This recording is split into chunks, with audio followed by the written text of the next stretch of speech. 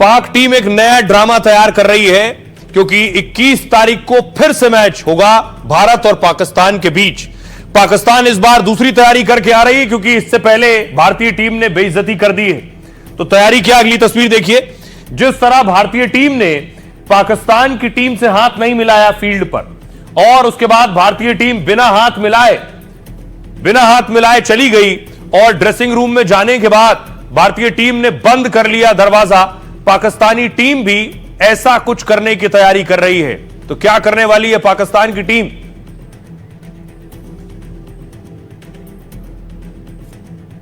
आइए अब आपको बताऊं पाकिस्तान टीम की तैयारी क्या है।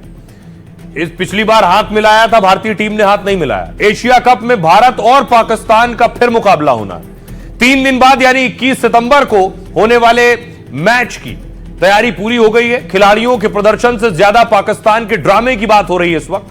खबर यह है कि इस बार पाकिस्तान भारत वाला दांव चलने वाला है। दावा है पीसीबी ने पाक खिलाड़ियों को कहा है कि वो हाथ ना मिलाएं, यानी इस बार पाकिस्तानी खिलाड़ी हाथ नहीं मिलाएंगे।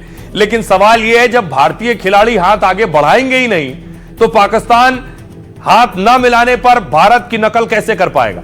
क्रिकेट एक्सपर्ट इसे पाकिस्तान की बचकानी हरकत बता रहे हैं। और आपको बताऊं कि दरअसल भारत के कप्तान कोच ने कहा है कि हम पहलगाम पीड़ितों के साथ हैं। हाथ ना मिलाकर कहा कुछ चीजें खेल भावना से भी ऊपर होती हैं, और मतलब भारतीय टीम दुबई में पिछली बार की तरह ही उतरेगी, नापाक खिलाड़ियों को देखेगी और ना ही उनकी तरफ हाथ बढ़ाएगी। एक रिपोर्ट तो यह भी कह रही है कि अगर टूर्नामेंट जीतता है तो पीसीबी अध्यक्ष और एसीसी चेयरमैन मोहसिन नकवी के हाथों ट्रॉफी नहीं लेगा भारत। भारत का यह रुख है कि पाकिस्तान के लिए दोहरी चोट जैसा होगा। इससे बड़ा करारा तमाचा पाकिस्तान पर नहीं होगा। अब देखिए, पाकिस्तान कल यूएई से मैच नहीं खेलने जा रहा था। उससे पहले क्या कर रहा था वो तस्वीर भी सामने आ गई कि 1 घंटे तक कहां माथापच्ची कर रहा था।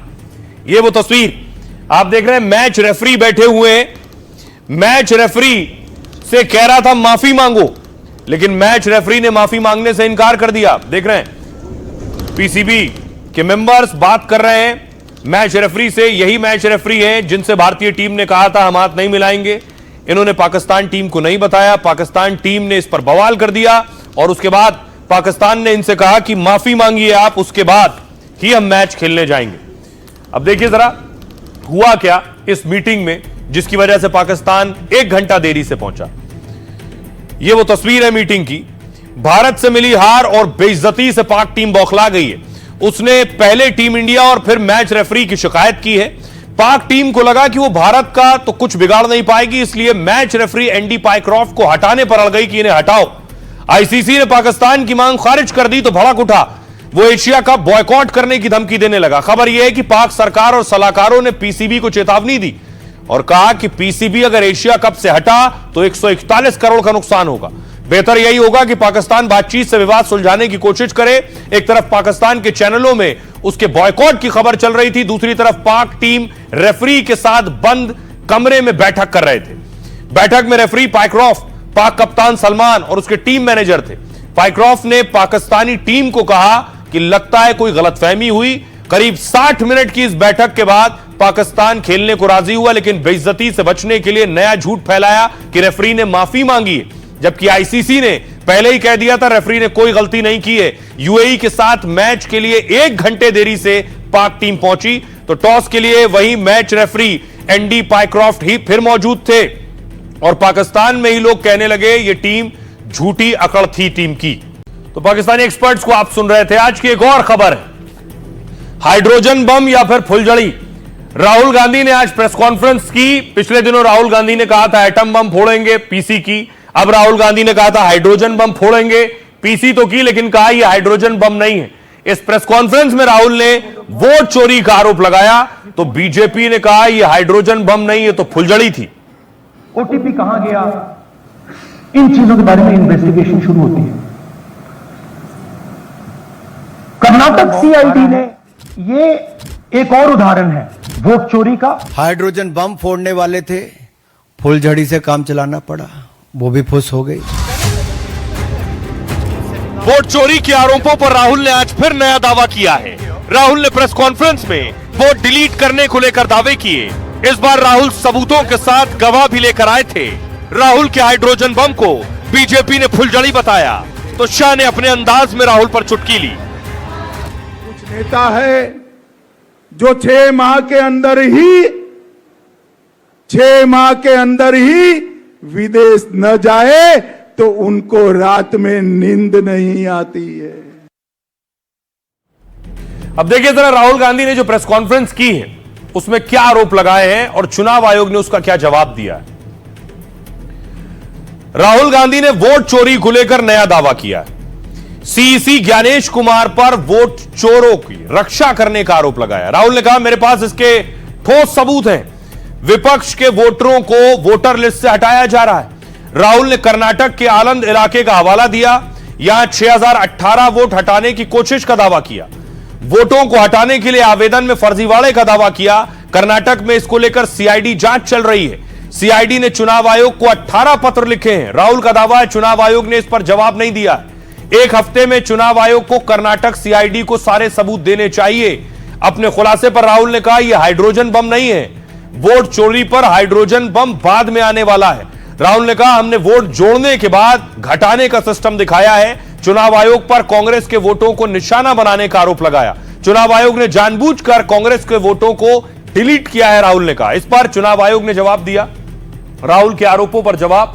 2023 में आलंद विधानसभा में वोट डिलीट करने की कोशिश हुई, लेकिन वोट डिलीट करने की यह कोशिश नाकाम हो गई।